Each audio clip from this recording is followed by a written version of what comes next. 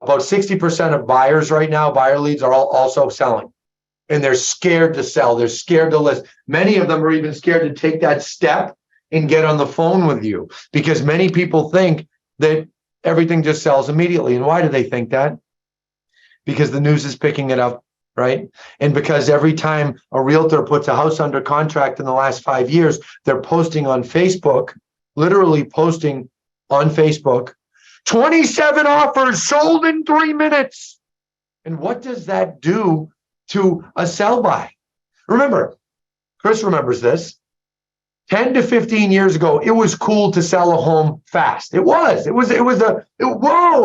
Yeah, I did it. I used to take out full page ads in the back of the Boston Globe and in the back of the local town newspapers around that used to show all my properties I listed when I was selling and when I had a team. It'd be a picture of the property and it would say sold in 20 days, sold in 5 days, sold in 30 days. So that was cool then. Now it's not cool. You're not cool if you can sell a property fast. So instead, when you put those posts out, change how you talk. So excited for my clients who were able to sell their home and buy a new one. And we were able to get all the dates to work out and able to make it work in a nice way. And they're so excited to be in their new home. Folks, that has a dramatically better impact on the vast majority of your audience than sold in 11 days, 300,000 over asking, especially with folks with money. Because remember, here's the two things that sellers want. I told you the 3 that buyers want. Here's the 2 that sellers want. Ready? Most money and timing. They're always concerned about timing. Sellers with more money in the last 3 years, for the first time, timing has gone above money. Because there's been many that have said, I don't care if I have to give up 10, 20 grand. I want to get the house I want. I want to be able to sell mine. I don't want to have to move twice, right? You have to know that. You have to be aware of that. You have to empathize with that.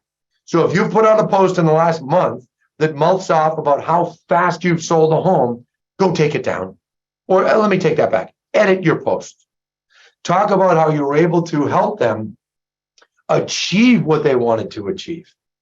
Now, let's go a step further, because I talked about social media first. Now I want to jump into the good old call, where you make the most money, folks, right here, the phone. You're on the phone with a lead. I picked up on this in 2018, walking through a branch office, actually on the way to skiing. I stopped by a branch office, and I overheard 3 agents talking to people about how fast they sold a home in that particular neighborhood. And the next day I was skiing in northern Vermont at Jay Peak, and I'm skiing down the mountain saying, why do we have a lack of listings? Why am I hearing agents say they're having a hard time getting sellers to list their homes?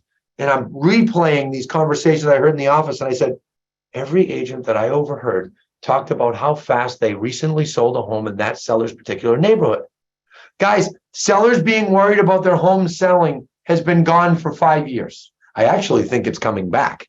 And we're going to see some of that in the southern states, South Florida, Austin. But here's the thing.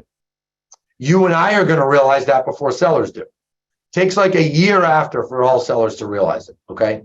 In the interim, to get more of your sellers to list their homes, okay, you have to get better at talking to them. When you're talking to them, if you sold something in the neighborhood, instead of saying, oh, I sold the house around the corner on Red Street, and I was able to sell it right at the open house. We got 16 offers. We sold it right there. Change it to this.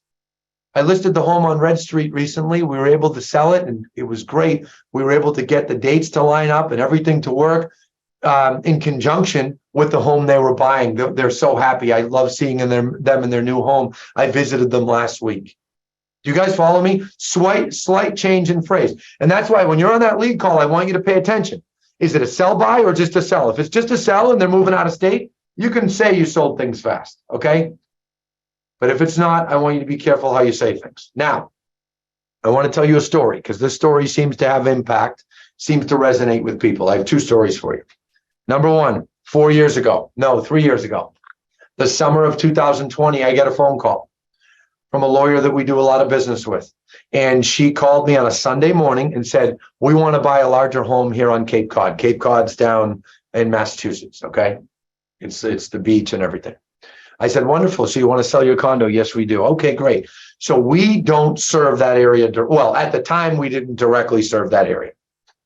So I went on to explain, no problem. We're going to get you connected with the right company down there. We're part of leading real estate companies in the world, blah, blah, blah, blah, blah. I went through the whole spiel. I said, I'm going to put you on an email with my director of relocation. She's going to connect you with you on the phone tomorrow. She'll get you connected to the right realtor in the field, blah, blah, blah. I send the email. Our director of relo responds 2 hours later. Look forward to talking to you tomorrow. The next morning comes, follow me here. And the attorney responds and says, we decided we're just not ready yet. We will be in touch when we are. I sat at my desk right here. At that time, my desk was here. And I laughed. And I replied and I said, spoken like a typical seller in today's market. And she replied, what do you mean? I said, I'll call you later on my ride home. So I called her on my ride home and we'll pretend her name is Susie. I said, hey, Susie, how are you? Oh, I'm good. I said, listen, I know what happened this weekend. You called me excited to buy something bigger. Then you and your husband got talking. You went online. You weren't able to find the home that you would want to buy. So you guys said, well, if we can't find anything to buy, why are we going to have a realtor come over to our house? Let's not do that. She goes, how did you know? I said, because this is what everyone does. I said, let me just keep explaining. This is how this is going to go if you don't follow my lead. If we hang up today and you say you'll let me know when you call me, it'll be probably at a very inconvenient time. It'll be a Saturday night at about 7 o'clock and you're going to be frantic and you're going to say, I found the house we want, I found the house we want. And you're going to say, please write an offer for me, please write an offer. And I'm going to hustle and I'm going to get a hold of Sarah and she's going to get a realtor on the phone and we're going to get you to a mortgage person and you're going to get a pre-approval, but it's all going to be rushed. It's not going to be methodically planned. The offer is going to be written on a whim. And then when they receive the offer, the seller is going to deny your offer. Well, what do you mean? Why would they deny it? Because there's going to be multiple offers. And you're in a sell-by situation. Sell-by situations require planning. They require some thought. So here's what I recommend. Let me get you on the phone with that realtor. Let them come over and see your place so they can take mental notes on what you have available. I want them to see your place because perhaps it could be sold without even being listed. And if we could find a buyer for you that would close, at the price you want and on the terms you want, even if it was waiting 3 months, wouldn't you want to know about that buyer? Pay attention to that language. I didn't say, wouldn't you want to sell? I said, wouldn't you want to know about that buyer? She says, yeah, absolutely, I would. I said, okay. I said, and I also want that realtor, because we're going to send a top realtor. I also want them to talk to you about what you want in a home so they can get it in their head. Because it's possible that a week or 2 or 5 weeks later, they might hear about a property coming up for sale that matches what you're looking for. And maybe they can get you access to it before it's ever listed. And then you wouldn't have to worry about your place and all that because you get the inside track. She goes, oh, that can happen? I said, absolutely. But it's a step at a time. That was the weekend after July 4th. Okay, follow me here. Labor Day weekend, I get a text to my phone of her son, who's my son's age, one of my son's ages. And her son is diving in their new pool. And she says, he's diving in this new pool right now because of your extra effort with me back in July. And I want you to know I appreciate it. And honestly, it touched my heart because remember, folks, we are in the housing business. We are the direct conduit to home ownership. And I replied and I said, no problem at all. No problem at all. And I talked to her a couple of days later and she said to me, Anthony, but you guys sell thousands of homes a year. And on this one, you didn't even get the commission. You got a referral fee, but you made that extra effort to get me to understand. And I took what you said and I talked to my husband about it. And I said, yeah. And I remember telling you, I'll talk to your husband if you can't get through to him. And she said, because of that extra effort, we're here. And I said, yeah, and you would have got there eventually, but it might've been 6 months later, a year later, who knows? Folks, there are millions of those across the country, millions. So I want you to think of the leads that you've spoken to in the last 6 months that have said to you, I'm not ready, or we're not ready. Think it through. Go back through your database. Think it through, because I'll tell you right now, 70% of them are just saying that to push you away. And they're going to become ready when they find the place they want. And let me tell you something about that story. What I also said to her on the phone that day, one part of the discussion I forgot to tell is I said, when you call me on a Saturday night at 7 and we make an offer, from Saturday night at 7 until the point that your offer is denied, you are going to be dying to get your property in the market. Well, of course, because then we'll be going somewhere. Of course, of course. And then I said, as soon as your offer is denied, you're going to become unready again. And she laughed, right? She laughed.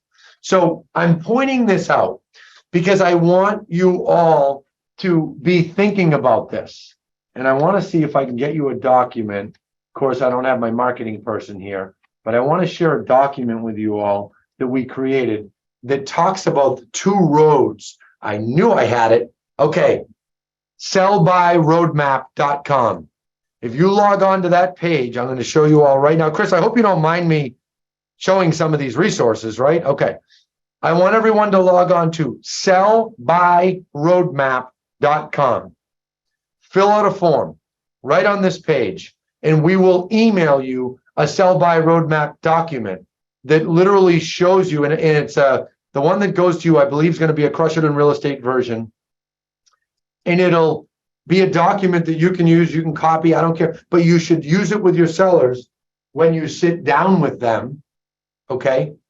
And you go over the options. We can get you totally and completely ready to list, pictures done, floor plans done, pre-approval or pre-commitment in hand, and a complete plan of how we're going to execute once we find the home you want. That's getting totally ready.